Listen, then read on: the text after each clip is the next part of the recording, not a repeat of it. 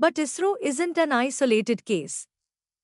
Every year, 60 to 70% of PhD scholars from India's premier institutes head abroad, and over 73% never return. Is India facing a major scientific brain drain, or is this the rise of a privatized space industry? In this video, we break down the data, the core causes, and the UPSC GS3 perspective you need to know. Let's look at the hard facts. Economic toll. India loses an estimated $35 to $50 billion annually due to the outflow of skilled scientists and engineers. R&D underfunding. India spends just 0.64% of its GDP on R&D. Compare that to 3.5% in the US, 2.6% in China, or over 4.8% in South Korea. Deep tech crisis. In fields like artificial intelligence and deep tech, India's talent outflow index sits at a critical -16.9. Emigration intent. A global survey by Elsevier revealed that 52% of India-based researchers plan to move abroad, the highest percentage of any country surveyed. Why are top researchers leaving public institutions like ISRO, IITs, and CSIR? It boils down to four main friction points. 1. Bureaucracy over science.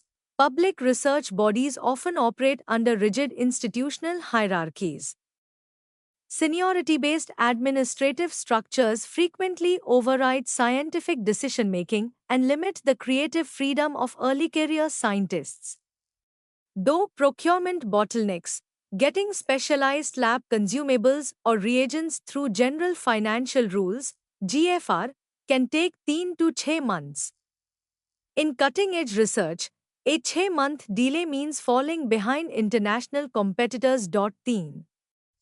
Heavy teaching administrative loads. Under UGC rules, university researchers spend a huge chunk of their time lecturing and managing paperwork rather than conducting primary research.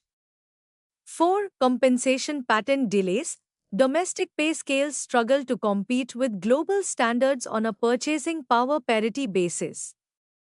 Furthermore, patent processing timelines in India take 2 to 4 years, slowing down commercial innovation. Now, here is the nuance that makes for a great UPSC GS3 analysis.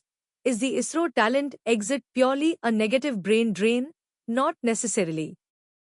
Ever since India opened its space sector to private players in 2020 through InSpace, a booming private space ecosystem has emerged. Many scientists leaving ISRO aren't moving to NASA or SpaceX. They are joining domestic Indian deep tech startups like Skyroot Aerospace and Agnikul Cosmos, or building private satellite ventures. When talent moves within the country from the public sector to the private sector, it's called brain circulation.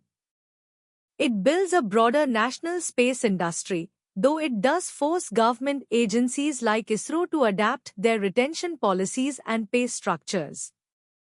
To solve the broader research crisis, India needs 4 structural reforms. Operationalize the ANRF. The Anusandhan National Research Foundation must swiftly bridge funding gaps and drive private sector R&D investments. Reform procurement. Introduce a streamlined scientific procurement code to eliminate 6-month delays for laboratory equipment.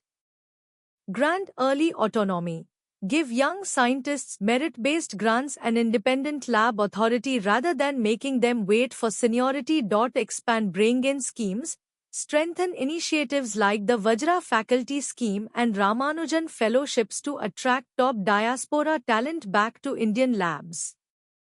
What's your take on India's research brain drain?